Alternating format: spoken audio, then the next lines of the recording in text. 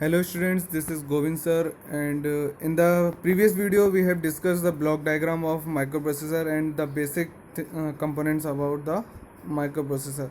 Now we will discuss the, or can say elaborate the some components. First one is timing and control unit. The CPU is partitioned into ALU and CU. So CPU is partitioned into ALU and CU. ALU is arithmetic logic unit and CU is control unit. We have already discussed in the previous slide, that is parts of microprocessor.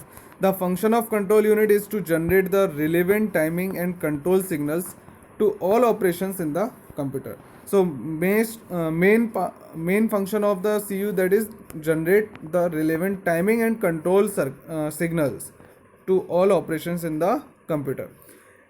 It controls the flow of data between the processor and memory and peripherals. So it has also control of the flow of data that is related to processor, memory and peripherals. Peripherals are the external devices which are connected to the microprocessor. Now we have arithmetic logic unit.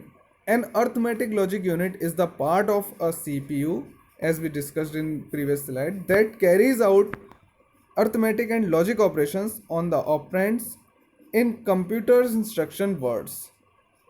Okay, so it can perform arithmetic and logic operation in the computer instruction words.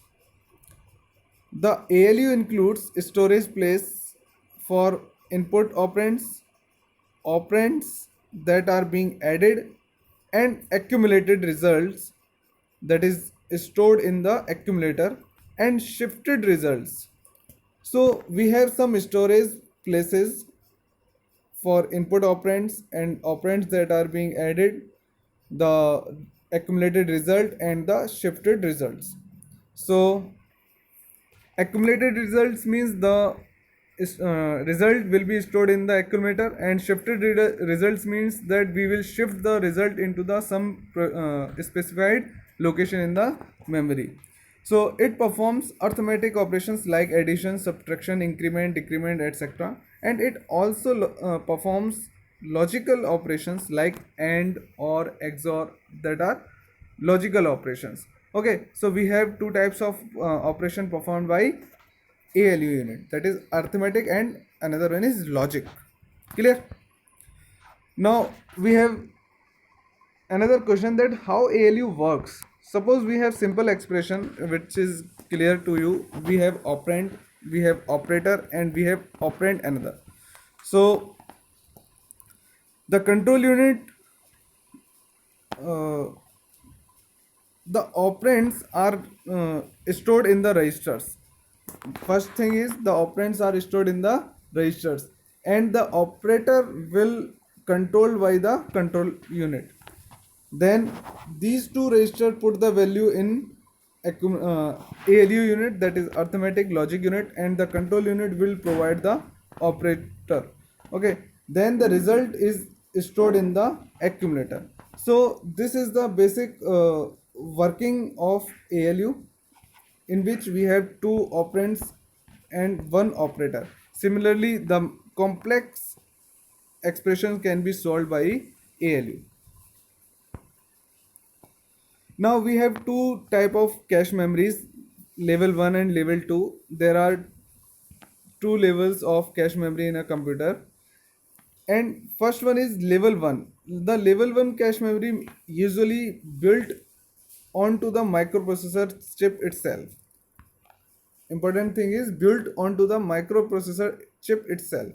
And second one is on the separate chip, possibly on the expansion card, that can be accessed more quickly than the larger main memory. Okay, so we have two type of cache memories. First one is L1 and second one is L2, that is related to level 1 and level 2. The level 1 is built on to the microprocessor chip itself, and level 2 is on separate chip. Okay, but the important thing is it can be accessed more quickly than the larger main memory. Now we have some special and general purpose registers. General purpose registers can be used as either data or address registers, and there are 6 general purpose registers, namely B, C, D, E, H, L. Each of them is a 8-bit registers. We have 6 general purpose registers. It can be used either data and address registers, and each of the register is a 8-bit register. They are used to hold data and results, and to hold 16-bit address, or can say combination of two 8-bit registers can be used. So there are the basic purpose of special and general purpose registers for hold the data and results, and combination of two 8-bit registers can be used to hold the 16-bit data. Okay, now we have some interfacing, bus interfacing. The bus interface unit is the part of the processor that interfaces with the rest of the PC. So it is the part of processor that interfaces with the rest of the PCC.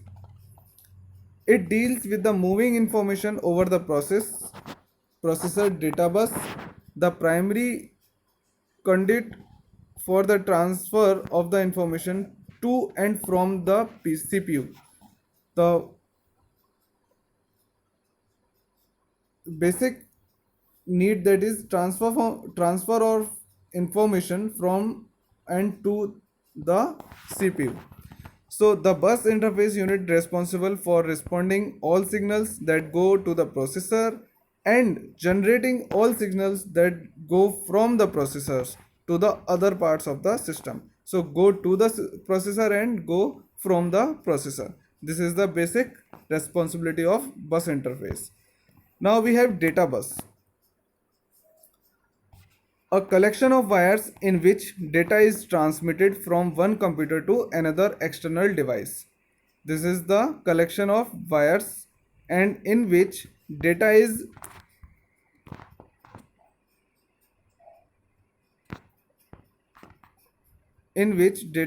transmitted from one computer to another external drive. Okay, and the data bus carries digital information. Database is connected to the inputs of several gates and to the output of several gates. Gates means there are logic gates which are connected to the data bus, and this is also called bidirectional data bus because information may flow on the bus wires in both direction. It means to the processor and from the processor. So this is about the basic concepts of data bus. Now we have another and last, that is address bus. An address bus is a computer bus, a series of lines connecting two or more devices that is used to specify a physical address. So as name suggests that it contains some physical address in the memory. So an address bus is a computer bus, or can say a series of lines connecting two or more devices that is used to specify a physical address. The width of address bus determines the amount of memory a system can be addressed. Okay, so if you have 16-bit data, 16-bit address bus, that means you have 2 raised to power 16 memory of system, and it transfers the address of the location. It is called unidirectional because it transfers address from CPU to memory only. It is unidirectional because it transfers the address from CPU to memory only. So in this video we have discussed the basic elaboration of basic parts of microprocessor, and the microprocessor is completed here, and in the next video we will discuss about the microcontrollers and the basic difference between microcontrollers. Also we will discuss about concept, design, and interface of microcontroller. Okay.